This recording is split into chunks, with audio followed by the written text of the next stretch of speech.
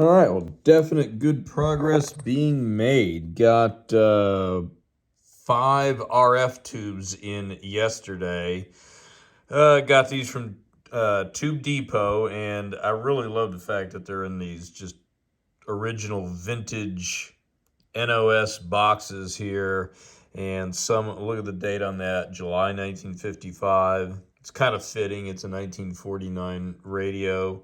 Uh, and 2 of these are from military surplus. So the good news is, after replacing those tubes, the Capehart is back alive on both bands.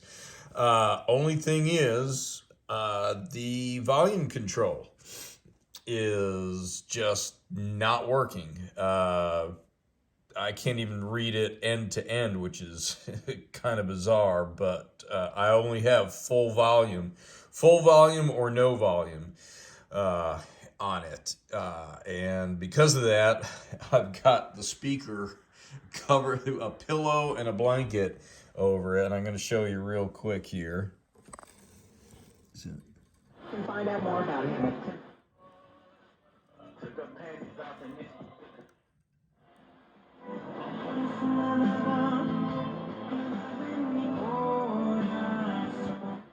For my favorite tour ever. Like having Cole Swindell out there with us. Yeah.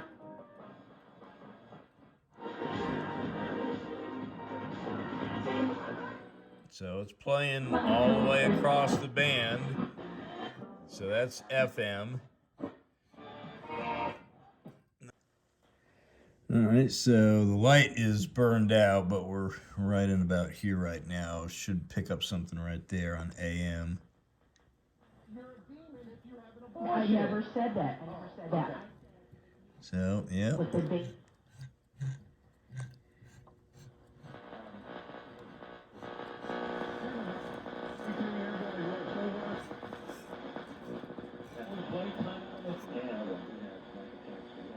All right, so we got both bands. Probably going to just take a little bit of alignment. Here's the volume control right here, and I'm finally figuring out these these little rascals' code on their schematic. If it has meg spelled out, it is actually megohms. So this is a 3 meg pot, but places where, like here, where it says 470 M, if it says M, they're all kilo. So anyhow, I was able to see up inside there, and we'll take a look here in a second.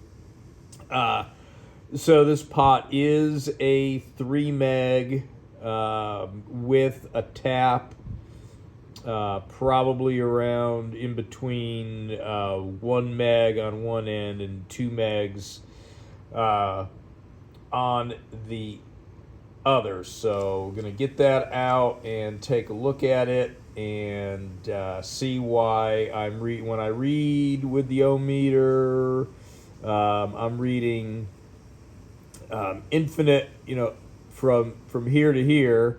If I turn it all the way to full volume and go just a little bit beyond, it goes from minimal, almost no volume to every watt that this thing can put out, and it's loud, as you've heard.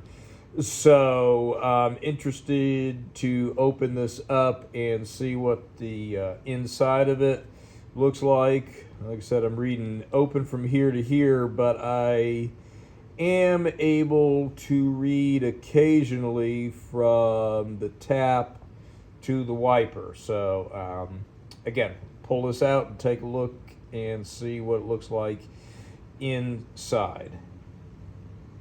Let's go ahead and look at it and get some light up in here. So I've got juice on this thing right now, so I can't really be sticking my fingers and things to point, but you can see the fixed tap is down there, and then there's our three legs, the in, out, and wiper. I'm gonna go ahead and desolder it, take it out, and open it up and see if that carbon track in there is burned out, or a lot of times these older pots, you could actually fix them. You can put a little pressure back on the wiper and fix them. So I'm going to open it up and see what's going on, because I think otherwise it's going to be a hard pot to find. So here is the good visual of what we have been hearing. If you look right here, this is like the low volume end of the pot. You can see that carbon, long stretch of carbon, is missing right there. And then if we go to the high volume end of the pot, you can see the same thing. We've got a little section missing right there. And the reason, so you could either get no volume or just the absolute minimum volume, or you'd get, if you turned it all the way, and if I kind of like worked on it and pushed on it, I'd kind of tapped on it, I'd all of a sudden get full volume. So what was happening is you're coming in through this tap, and then the wiper is getting shorted to this right here. If I, really crank on it, you can see how that lifts up, and that's what was happening. And this is the high volume, the high volume end of the pot. So that's why it would all of a sudden jump to full volume, because we're just shorting it right together. So that's a visual of what we were hearing. And so far, it turns out that I'm having a hard time finding this potentiometer. So if anybody has a good lead on where I can find a 3 meg pot with a 2.5 or so inch long split splined shaft with a tap and an on-off switch that goes on the back. Hold on, I'll show you that. Okay, so this is the pot when it's all assembled. Here's our on-off switch on the back. And when we open it up, this little guy right here comes down, and that's what toggles the on-off switch. So that's how that all looks when it's together. So yeah, again, if anyone knows where has got a good lead on this, because so far I've not been able to find a 3 meg pot with a tap in between 1 and 2 megs and a twist on-off switch, and I think it's like 2.6 inches from this point, till the tip. I've not been able to find one of these yet, or there are some services out there on the internet, but so far no one is responding. So yeah, if anyone knows where I can find exactly this and not have to use the like I said, I've got a fixed volume with some resistors in there right now. I'd really like to get this where it functions as designed, so that I can listen to the Capehart and work on it a little bit more. Like, for instance, I'll see if I can do some RF alignment and trimming of the antenna adjustments. made a voltage divider, so I've got my volume at a fixed level in place of the bad volume control. I've got two 2 megs in parallel, giving me 1 meg, and I've got that in series with a 2 meg, giving me 3 megs, which is what that pot is. So the green is essentially what would be the center. Let's see if I can do this. The green would be the center of the pot right here. That would be the wiper. And the black lead would be this end here, kind of like the high resistance low end, and then the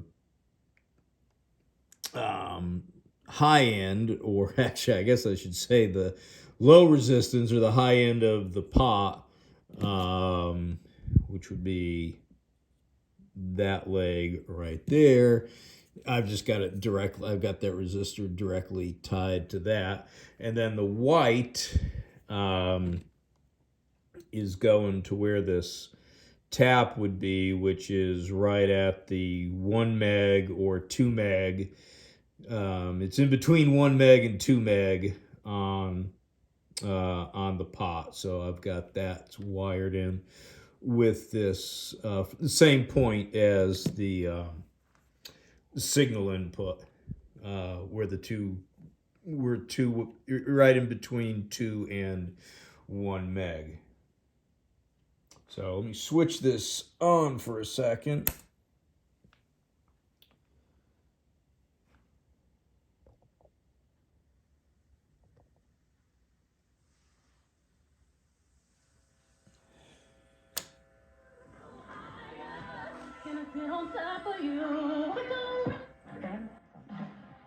So I've got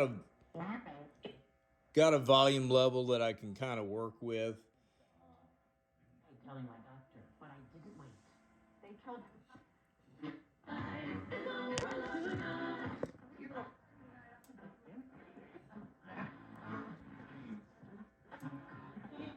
cleaning every time. And when you're done, you just toss the pad. Swiffer or wet jet. The faster, easier, cleaner way to clean your floors.